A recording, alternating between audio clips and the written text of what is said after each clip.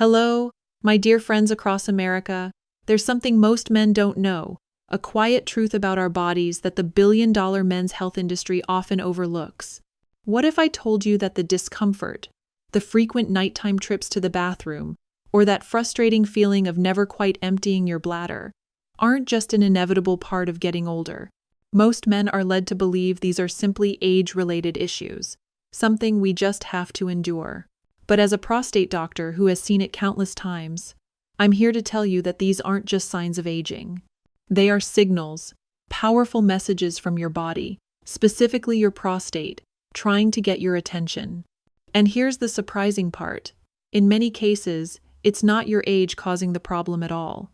It's your daily habits, the quiet little things you do without even thinking, that are making your prostate grow larger, heavier, and harder to manage. You see, your body is a magnificent, self-healing machine, and your prostate, that small gland nestled beneath your bladder, is no exception. For too long, we've been told that an enlarged prostate is just a part of the package deal with getting older. But I'm here to tell you, as a health professional who has guided countless men through this, that's simply not the whole picture.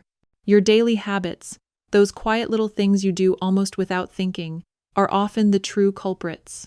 And the good news, the really powerful news, is that once you understand what these habits are, you can change them.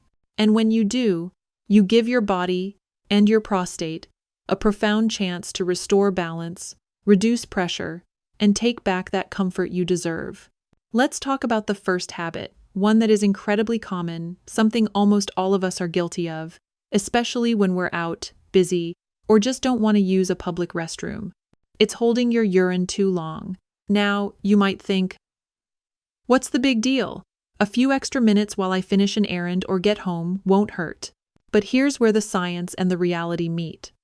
When this becomes a daily pattern, when you consistently hold it for long stretches before allowing yourself to empty, you're creating pressure. And not just in your bladder, my friend, but in your entire prostate region. Imagine your prostate sitting directly beneath your bladder, right at its base. It wraps around your urethra, that tube that carries urine out, like a soft, flexible collar. Now, picture that collar. When your bladder becomes too full, whether you're ignoring the urge during a long drive, putting it off while watching a movie, or pushing through errands, it expands. And that expansion isn't just upwards, it's downwards, directly onto your prostate. It's like leaning on a sensitive sponge.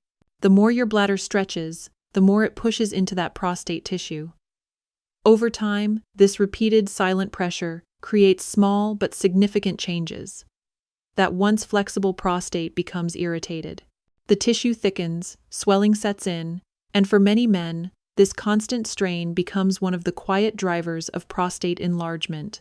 I've seen this countless times with men like John, a 63-year-old father from Ohio. John was a busy man, always on the go, and he prided himself on toughing it out. He'd frequently put off bathroom breaks, especially when he was working in his workshop or out running errands. He thought he was being efficient. What he didn't realize was that he was routinely delaying urination, leading to what we call bladder outlet obstruction. His bladder was ready to empty, but the passageway, squeezed by an increasingly irritated and rigid prostate, was too narrow. His bladder muscle had to work harder, straining to push through that tight channel. This wasn't just uncomfortable. Over time, it started to weaken his bladder. What seemed like a harmless little delay here and there was, to his body, like trying to force a balloon to hold more air than it was designed for, again and again, day after day. Eventually, it affected the structure, tone, and function of his urinary system. When I explained this to John, it was an aha moment for him. We started with a simple shift. He began listening to his bladder again, going when he felt the need, not when the need became urgent. Responding earlier relieved the pressure. This seemingly small change, this gentle act of self-care, over time lifted an enormous weight off his prostate. It gave his prostate the space it needed to calm down, to heal, and to shrink back toward normal. It's a powerful reminder that our bodies adapt, but not always in good ways if we're putting them under constant strain. Now, let's shift to the second habit, And this one often surprises a lot of men because it seems completely unrelated at first glance. It's the habit of ignoring constipation. When your bowel is full of compacted stool, especially from a diet lacking fiber, that pressure pushes directly against the back of your prostate. Think about that for a moment. This isn't momentary pressure, it's constant. It's like having a brick sitting against a sensitive sponge all day, every day. This stresses the tissue, it limits circulation, and it irritates the nerves. And here's the kicker. It creates a low-grade inflammation that doesn't just stay in your colon, it spreads to surrounding structures, including your prostate.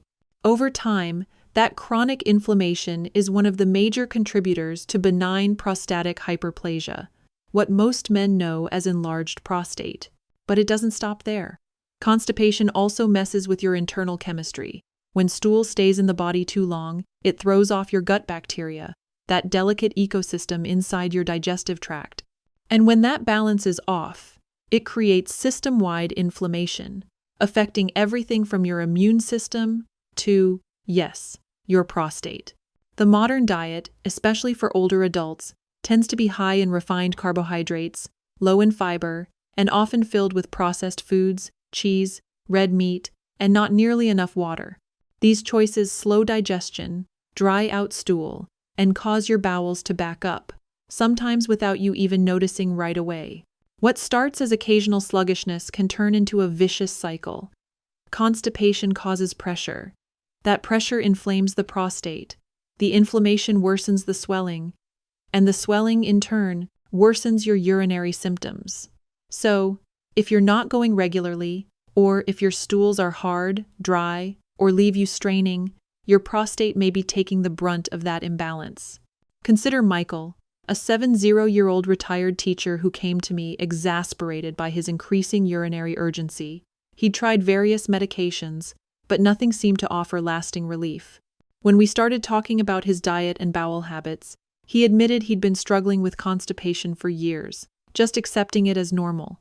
He was eating very little fiber, relying heavily on processed foods and not drinking much water. For him, the idea that his gut health was impacting his prostate was a revelation. Thankfully, the solution is beautifully within reach. You can begin to gently increase your fiber through natural, soothing sources.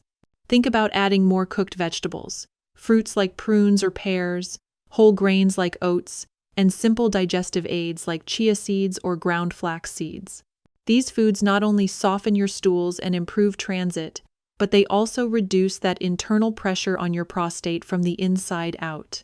And when your bowels move freely and completely, your prostate finally gets to relax. It's like clearing a crowded hallway. Everything flows better when the path is open. Michael slowly started adding a handful of berries to his morning oatmeal, a few more vegetables with dinner, and made an effort to drink more water. Within weeks, his bowel movements became more regular and softer, and to his surprise and immense relief, his urinary symptoms started to ease. He found he wasn't rushing to the bathroom as often, and the urgency began to subside. Now, let's talk about the third habit, one that is incredibly common, especially in the retirement years when routines slow down and comfort often becomes more important than activity. And that habit is sitting for long periods of time without moving.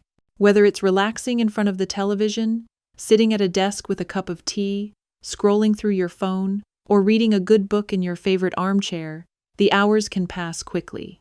Before you know it, your body has been inactive for much too long. What feels restful on the outside can actually become stagnant on the inside. You see, the pelvic area, where your bladder, colon, and prostate all live, is built for subtle, continuous motion. It thrives on circulation. It needs good blood flow and gentle movement to keep nutrients coming in and waste being carried away. But when you sit for long stretches without moving, that lower part of your body stagnates. Circulation slows down. Oxygen and nutrients stop flowing freely. Lymph drainage weakens, which means your body becomes less efficient at removing toxins and inflammatory waste. And those byproducts, my friend, they start to collect right in the area where your prostate lives.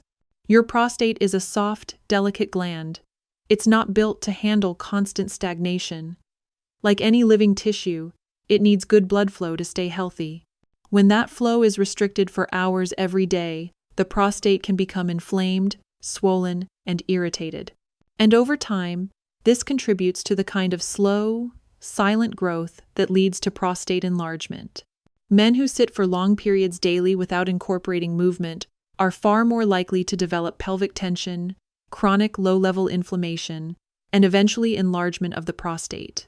And it often happens without obvious symptoms until the discomfort, urgency, or disrupted sleep shows up months or years later. Take Robert, a 6-8-year-old avid reader and chess player. He loved nothing more than spending hours engrossed in a book or a game, often sitting in his favorite armchair for 4 or 5 hours at a stretch without getting up. He was otherwise active with gardening, but these long periods of stillness were unknowingly contributing to his prostate issues. His symptoms, like waking up multiple times at night to pee, crept up slowly, almost imperceptibly, until they became a real problem. This is why I recommend what I call movement snacks throughout the day.